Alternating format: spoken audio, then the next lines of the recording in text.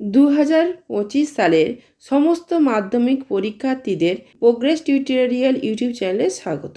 আজকের ভিডিওতে মাধ্যমিক পরীক্ষায় কিভাবে ভালো ফল করা যায় তার উপায়গুলি আলোচনা করা হয়েছে। তাই ভিডিওটি প্রথম থেকে শেষ পর্যন্ত দেখতে থেকো এবং চ্যানেলটি সাবস্ক্রাইব করে সঙ্গে থেকো। আগামী 10ই ফেব্রুয়ারি 2025 সালে থেকে শুরু হচ্ছে চলতি বছরের মাধ্যমিক পরীক্ষা।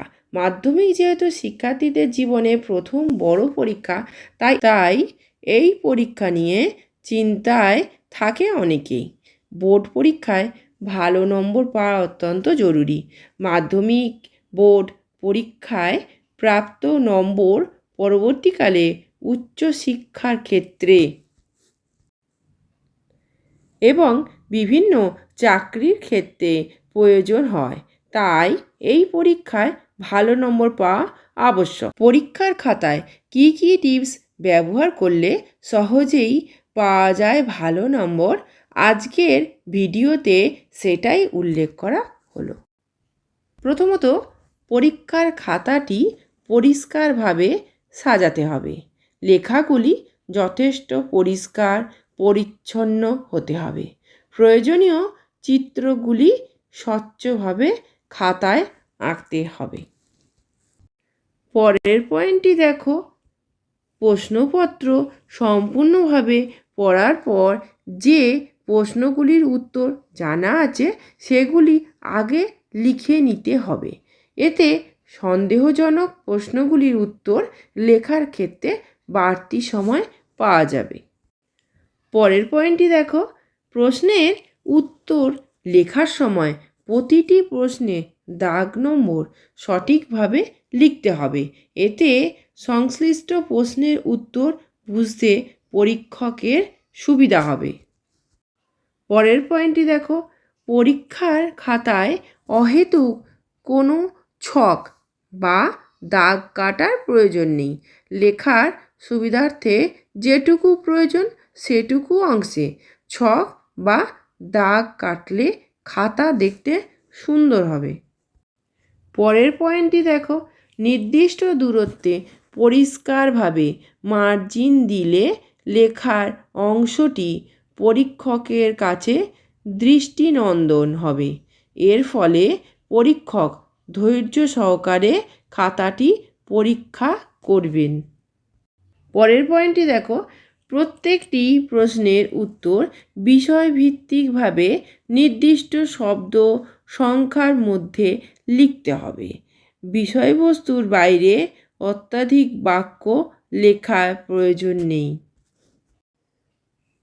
পরের পয়েন্টটি দেখো, ইংরাজি পরীক্ষার ক্ষেত্রে ইংরেজি বানানগুলি লেখায় বিশেষ গুরুত্ব আরোপ করতে হবে। খেয়াল রাখতে হবে যাতে বানানগুলি নির্ভুল হয় এবং পরীক্ষকের বুঝতে সুবিধা হয়।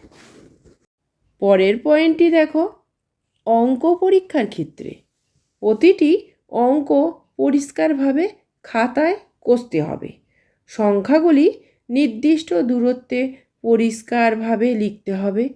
স্বচ্ছভাবে প্রতিটি চিহ্নের ব্যবহার করতে হবে। জ্যামিতিক চিত্রগুলি স্পষ্টভাবে আঁকতে হবে।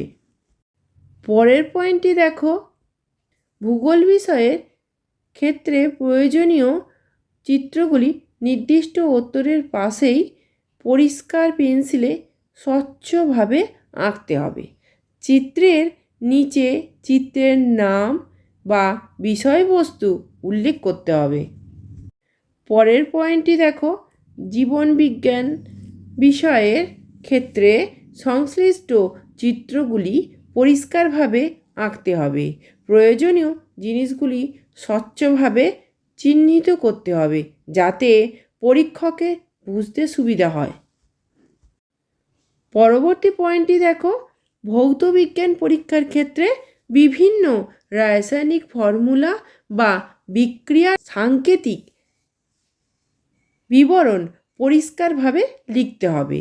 অপ্রয়োজনীয় বিষয় লিখে প্রশ্নের উত্তরকে দীর্ঘায়িত করা চলবে না।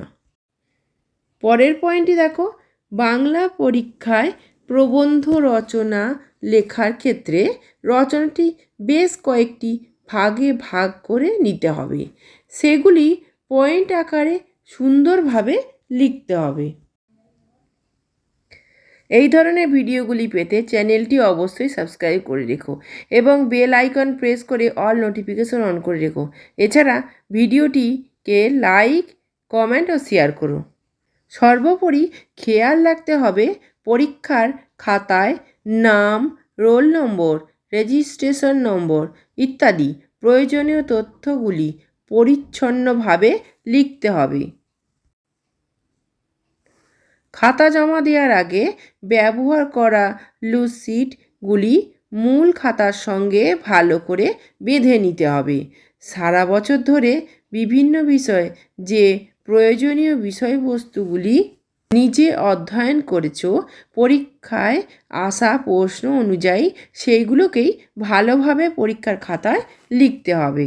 এইভাবেই পরীক্ষার হলে মাথা ঠান্ডা রেখে প্রতিটি প্রশ্নের বিষয়ভিত্তিক উত্তর সুন্দরভাবে সাজিয়ে লিখলে এবং প্রয়োজনীয় চিত্র অঙ্কন করলে প্রতিটি পরীক্ষায় ভালো নম্বর আসবেই।